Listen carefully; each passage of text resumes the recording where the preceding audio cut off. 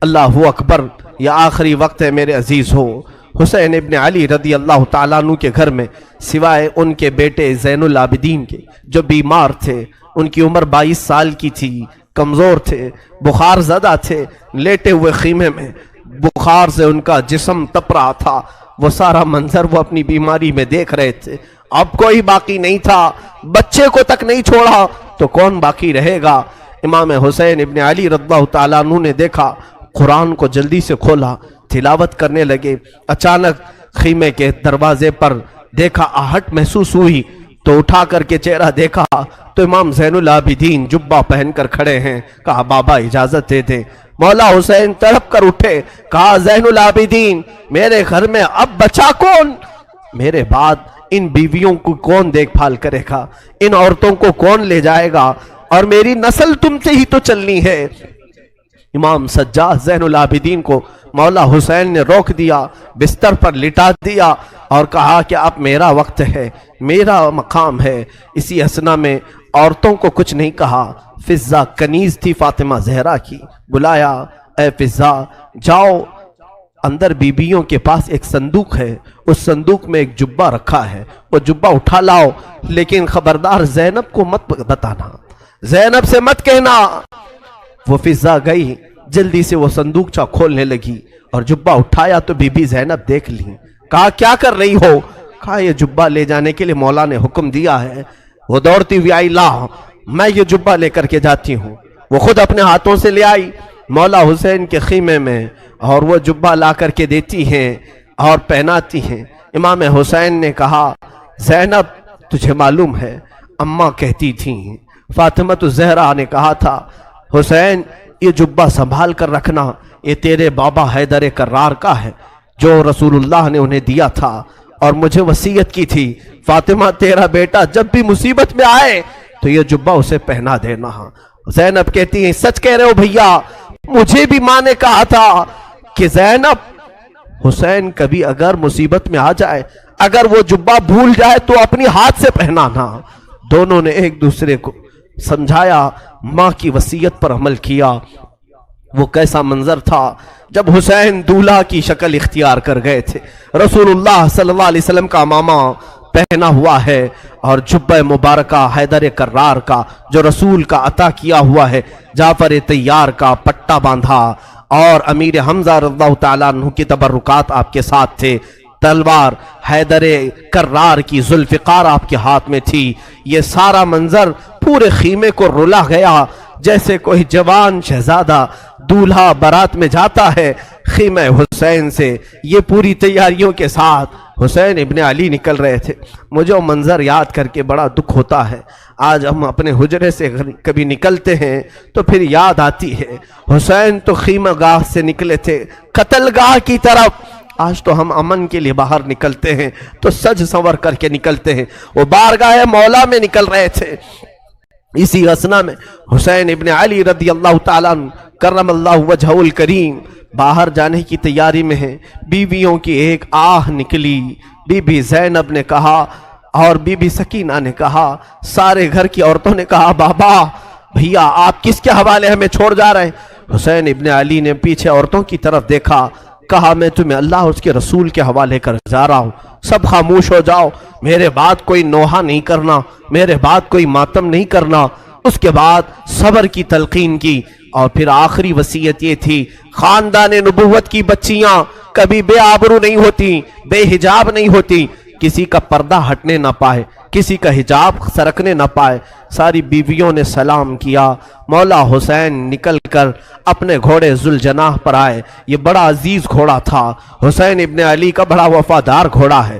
ذوالجناح کو بھی ہم سلام پیش کرتے ہیں کہ حسین کی سواری پوری زندگی بھر وہ لے کر گھومتا رہا۔ ذوالجناح حسین ابن علی کی پیاس کی وجہ سے جب اسے پانی ملتا تو کبھی پیا نہیں کرتا تھا۔ یہ روایات بتاتی ہیں حسین ابن علی کے بعد اس گھوڑے نے کبھی پانی نہیں پیا، زندہ تو رہا لیکن کبھی پانی کو منہ تک نہیں لگاتا تھا۔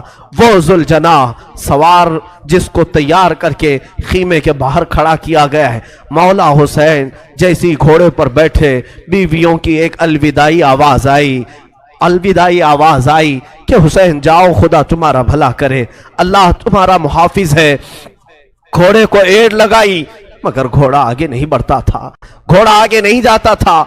जुलजनाह को मौला हुसैन ने कहा, ऐ जुलजनाह, तूने कभी मेरी नाफरमानी नहीं की, आज तक तूने मेरी कभी हुक्मातुली नहीं की। तो घोड़े को फिर एड़ लगाई और उसके कान पकड़ करके खींचा। वक्त बहुत कम है हुसैन के पास, चल आगे बढ़, चल आगे बढ़, आज तो अपने जौहर दिखा। मौला हुसैन पुकारते रहे, घोड़ा आगे नहीं बढ़ता रहा और घोड़ा झुक करके इशारे से पैरों की तरफ दिखा रहा था। हुसैन इब्ने अली उतर करके देखते हैं, बीबी सकीना सामने दोनों घोड़े के पैर पकड़ कर बैठी और जुलजनाह से कहती है, ऐ जुलजनाह, क्या तू बाबा को आखिरी बार ले जा रहा है? क्या अब तू आखिरी बार ले जा रहा है? हमारे घर की तमाम रोशनियां तू ले जा रहा है, हमारे घर का सूरज गुरूब करने ले जा रहा है। बच्ची छोटी सी घोड़े के सामने के पैरों को पकड़ कर बैठी है। मौला हुसैन घोड़े से उतर आए, बीबी सकीना को उठा लिया, गोद में उठा लिया, माथे के बोसे लिए और कहा, सकीना, तुमने अली असगर की मौत पर सब्र किया, अली अकबर पर सब्र किया, सारी लाशें तूने देखी, अब तू अपने बाबा के साथ भी सब्र का मुजाहरा कर, तू अपने बाबा के साथ भी सब्र का मुजाहरा कर। बीबी सकीना को इसी तरह लौटा दिया गया।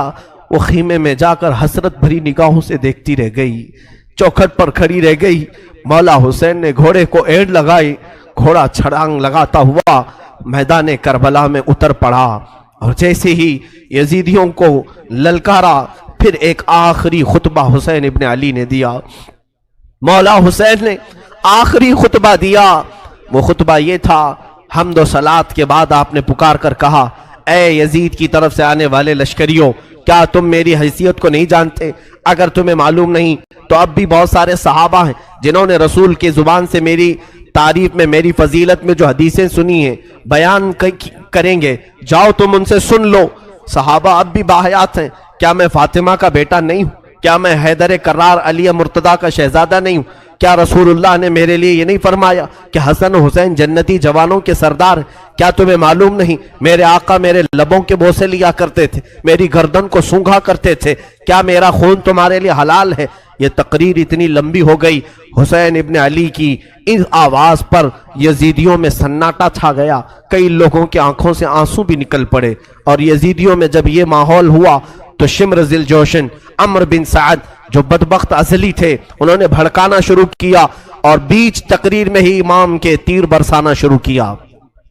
हुसैन इब्ने अली रज़ियल्लाहु ताला अन्हु के दरमियान तकरीर आपके लबों की तरफ तीर बरसाना शुरू किया। कहा कि बंद करो अब अपना बयान, तकरीर बंद करो, मुकाबले के लिए तैयार हो जाओ।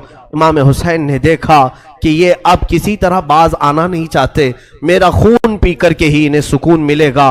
तो आपने फिर अपनी तलवार लहराई, जो सामने आता था उसे काटते चले गए, जो जिस तरह से आता था उसे कत्ल करते गए। हुसैन इब्ने अली इतनी मर्तबा खीमे की तरफ आते थे और अपनी बीवियों को देखते और फिर चले जाते थे। ये दोपहर का वक्त था, जोहर का वक्त करीब आया और हुसैन इब्ने अली रज़ियल्लाहु ताला अन्हु, अंदाजा करें, वो 56 साल की बुढ़ापे की उम्र है, जो 3 दिन से प्यासा है, 3 दिन से भूख की शिद्दत अलग है, और फिर जो जवानों की लाशें उठाया वो अलग मसला है। मियाँ 2-4 ईंटें उठाओ तो तुम्हारे कंधे दुखने लग जाएंगे, 2-4 पत्थर उठाओ तो तुम्हारे हाथ में वर्म आ जाएंगे। हमने देखा है। और तन्हा हुसैन रज़ियल्लाहु ताला अन्हु ने 1-2 नहीं, तकरीबन 40 लाशें उठाई दिन भर में, 40 से ज्यादा लाशें उठाई, बच्चों की अलग, जवानों की अलग, बूढ़ों की अलग। उन लाशों को उठा करके वो बूढ़ा जिस्म क्या कमजोर नहीं हुआ होगा? प्यास अलग है, भूख अलग है, बीवियों का रोना अलग है, उन्हें बेबसी पर छोड़कर आना ये गम अलग है। हम तो बेहाल हो जाएंगे, हम तो गमों से मर जाएंगे। इसीलिए सब्र हुसैन पर मैं समझता हूं दुनिया के कोई शख्स पहुंच नहीं सकता, उस इस्तिकामत पर कोई नहीं पहुंच सकता। हुसैन इब्ने अली दोपहर के वक्त मौला हुसैन करबला के मैदान में घिर गए। तन्हा अली का लाल खारों में घिर गया, वो फातिमा का लाडला हजारों में घिर गया। अब हुसैन इब्ने अली के मुतालिक जो मैंने शुरू में कहा था, फातिमा के लाडले का आखिरी दीदार है, फातिमा के लाडले का आखिरी दीदार है। हश्र का हंगामा बरपा है, मियाने अहले बैत दरमियाने अहले बैत। रसूलुल्लाह के शहजादे ने फिर ललकारा, लोगों को ललकारते रहे और कत्ल का ये बाजार गर्म था। अम्र बिन साद ने कहा, हुसैन ने तन्हा 50 लोगों को मार दिया, तुम तन्हा हुसैन को क्यों नहीं मार पाते? तन्हा हुसैन को क्यों नहीं मार पाते? हुसैन इब्ने अली रदी अल्लाह ताला अन्हु के मुतालिक एक रिवायत में ये भी बता दूं मेरे अजीजों, उस हालत में भी हुसैन इब्ने अली ने सखावत का दरिया नहीं रोका था। आपकी शान ये थी कि अब्दुल्ला नाम का एक शख्स कूफा का रहने वाला, वो उस वक्त कूफा में नहीं था जब ये मारके सर हुए थे। वो 6 महीने कहीं तिजारत पर गया था, वापस आया तो उसने कूफा में देखा पूरा बाजार खाली है, घर खाली है। अपनी बेटियों से पूछा, क्या हो गया कूफा में? सब दुकानें बंद हैं, सब घर में ताले लगे हुए। उसकी बेटी ने कहा, सुना है हाकिम वक्त के खिलाफ किसी शख्स ने बगावत की है और उस बागी का सर कुचलने के लिए पूरे कूफा वाले गए। अब्दुल्ला कहता है, मुझे मालूम नहीं था कौन सा बागी है, किसने बगावत की। और फिर उनकी बेटियों ने कहा, अब्बा जान आप भी घर में ना बैठे, इसलिए कि हाकिम कूफा इब्ने जियाद ने ऐलान किया है, अगर कूफा में किसी घर में कोई जवान बाकी रहा और करबला नहीं गया तो हम उसको तलवार से छलनी कर देंगे, कत्ल कर देंगे। तो अब्दुल्ला कहता है, मुझे डर था, मेरी जान का भी खौफ था कि अगर यहाँ रहते हुए पकड़ा गया तो मारा जाऊंगा। कहा ठीक है, मैं भी जाता हूँ उस बागी के खिलाफ, उस बागी को मैं भी मुकाबला करके कत्ल कर सकता हूँ, देखूंगा। अपना घोड़ा लिया, तलवारें ली और निकलने लगा। बेटी ने कहा, बाबा जान बहुत सारा लश्कर गया है उस बागी को कत्ल करने के लिए, आप भी उस लश्कर में मिल जाएं। और सुना है जंग के बाद माले गनीमत हाथ आता है, माले गनीमत हाथ आता है, जो भी माल मिलता है वो फौजियों में बांटा जाता है। बाबा जान मुझे यमनी अकीक पत्थर बड़ा पसंद है, यमन का अकीक पत्थर बड़ा पसंद है, अगर वो माले गनीमत में मिल जाए तो लेते आ जाना। अब्दुल्ला अपनी बेटी को रुखसत करके आया। वो कहता है, दोपहर का वक्त था जब मैं करबला में पहुंचा, ये 10वीं मुहर्रम थी। मैंने देखा एक शख्स घोड़े पर बैठा है और उसके पीछे 40-50 लोग दौड़ रहे हैं, कोई इधर से आ रहा है, कोई उधर से आ रहा है। मैंने लोगों में से, कूफियों में से एक से पूछा कि एक ही आदमी है? तुमने कहा था बागियों की जमात है, एक ही आदमी है और 50-50 लोग उसके पीछे दौड़ रहे हैं। लोगों ने कहा, हाँ वो तन्हा 50 पर भारी है, किसी के हाथ नहीं आ रहा, अकेला तो उसके सामने कोई जा ही नहीं सकता है। अब्दुल्ला ने कहा, मैंने ये सुनकर कि अपना घोड़ा भी दौड़ा दिया कि चलो उस बागी को मैं भी देखता हूं, अगर मेरी तलवार से वो कत्ल हो गया, अगर गिर गया तो इनाम और इकराम मुझे भी मिल जाएगा। घोड़ा दौड़ाते हुए वो आया, हुसैन इब्ने अली को तन्हा, ये यजीदी कुत्ते कभी इधर से दौड़ा रहे थे, कभी उधर से दौड़ा रहे थे, तन्हा फातिमा का लाल तलवार लहराता हुआ और लोगों से मुकाबला करता हुआ मैदान करबला में सरगर्म है। अब्दुल्ला कहता है, मैं पीछे घोड़े को दौड़ाता हुआ आया, मैं हुसैन इब्ने अली के घोड़े से सिर्फ 2 हाथ के फासले पर रह गया था। हुसैन इब्ने अली पीछे मुड़ते हैं और कहते, अब्दुल्ला और करीब आ जा, अब्दुल्ला और करीब आ जा। मैं डर गया, ये कौन बागी है जो मेरा नाम भी जान रहा है, मेरा नाम जानता है। अब्दुल्ला कहता है, मुझे थोड़ी सी जिस्म में कपकपाहट हो गई, खौफ सा हो गया कि ये मुझे जानता कैसे है, कहीं मेरे पहचान वाला तो नहीं।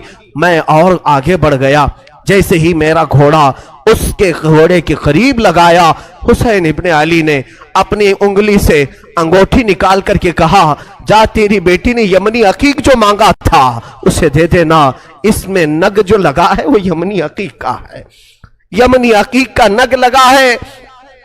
क्या तू अपने घर से निकल रहा था, तेरी बेटी ने अकीक नहीं मांगा था?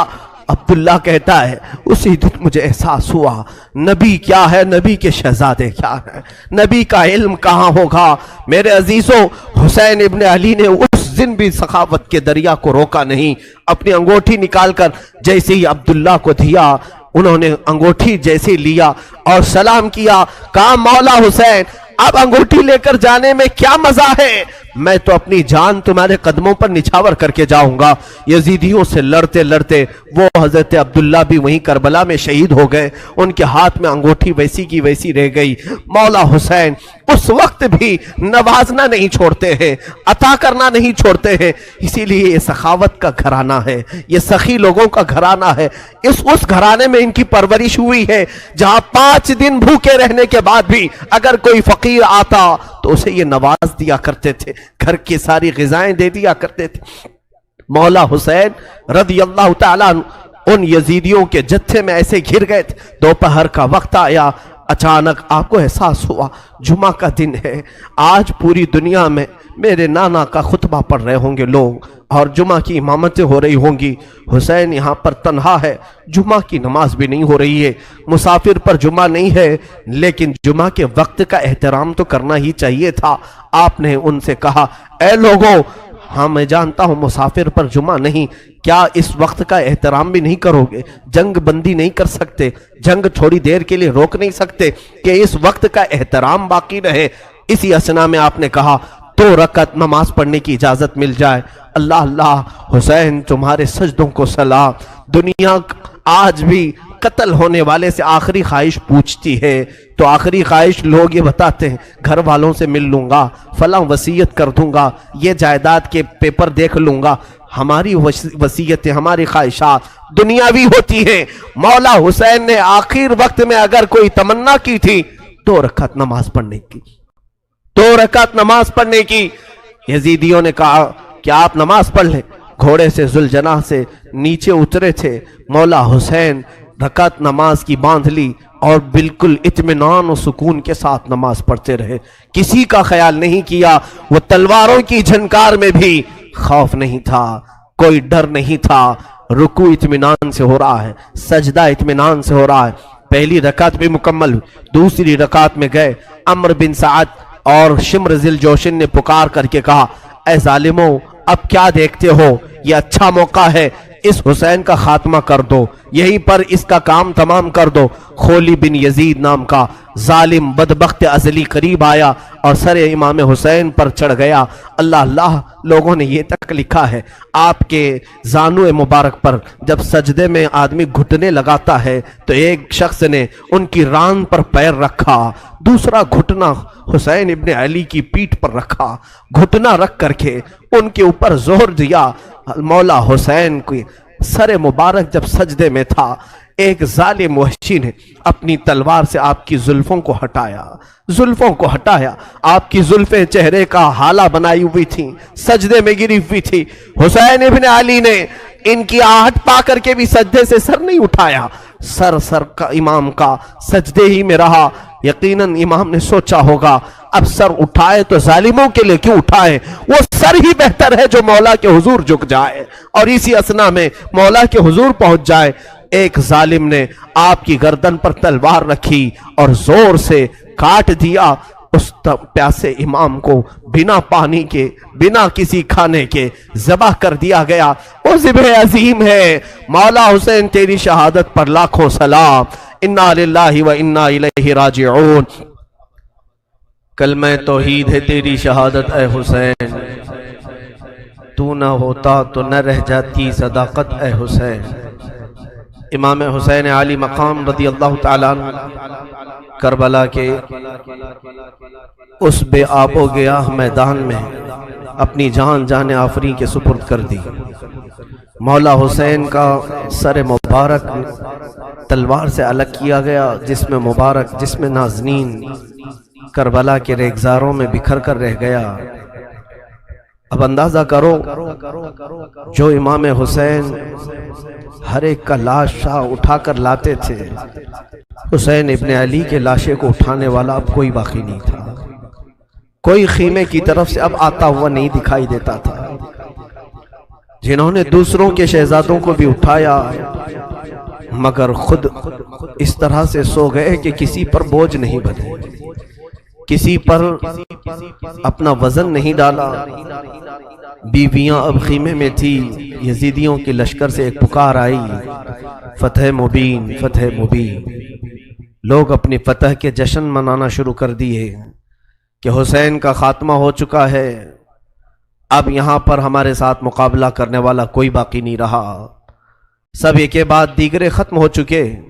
لیکن میرے عزیزو، آج بھی میں تمہیں بتاؤں، اللہ کا فضل ہے، مولا کا کرم ہے، سید الشہداء کا یہ فیض ہے کہ بحمدہ تعالیٰ کئی سالوں سے میں ہر سال کربلا پہنچتا ہوں۔ 11ویں کے موقع پر جب ہم زیارت بغداد اور زیارت کربلا میں جاتے ہیں، میں کربلا 2 دن ٹھہرا بھی ہوں، اور ہر سال میرا معمول ہے اپنی جماعت کے ساتھ، اپنے قافلے کے ساتھ کربلا پہنچتے ہیں۔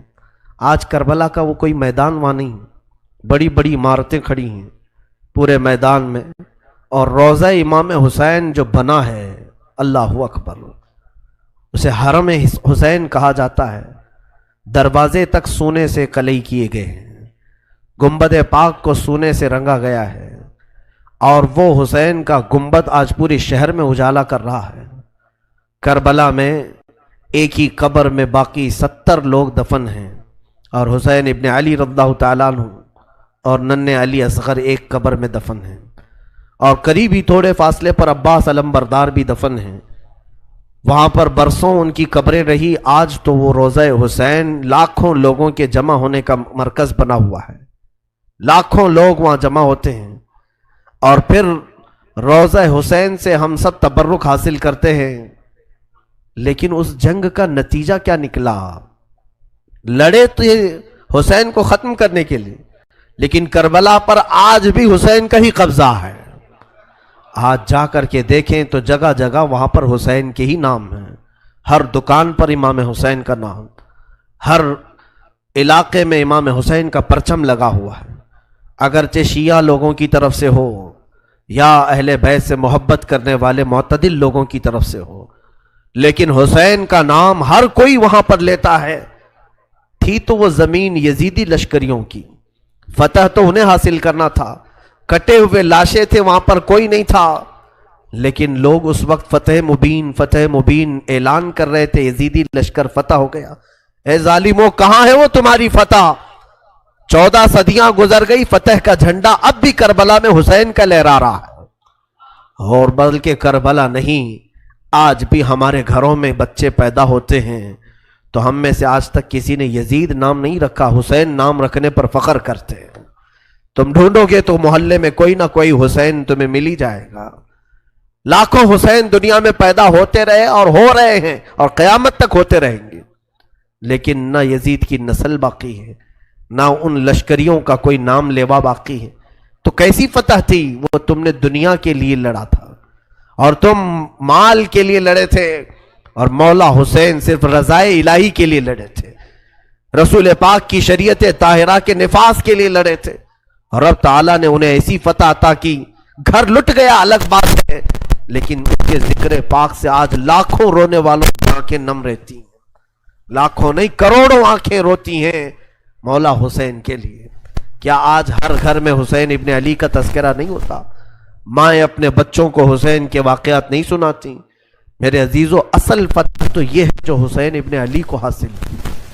مولا حسین ابن علی رضی اللہ تعالیٰ عنہ کو جو اللہ تعالیٰ نے مقام دیا، اور اسی طرح سے ملک شام بھی ہم نے دیکھا، دمشق کے بازار جہاں مولا کو نیزوں پر لایا گیا تھا، وہاں پر معلوم کیا کہ یزید کی قبر ہے کہاں، تو لوگوں نے بتایا کہ فلاں جگہ ایک دمشق کے لوگ کوڑا کرکٹ جہاں پھینکتے ہیں، کچرا پھینکتے ہیں، اسی کچرے کے اندر کہیں اس کی قبر ہے، لیکن کوئی نشان نہیں۔ تاریخ میں ہے کہ یہ جگہ قبر یزید ہے، اس جگہ پر یزید دفن ہوا تھا، اور اسے ایک بڑی بیماری لگی تھی، اس بیماری میں وہ مرا تھا۔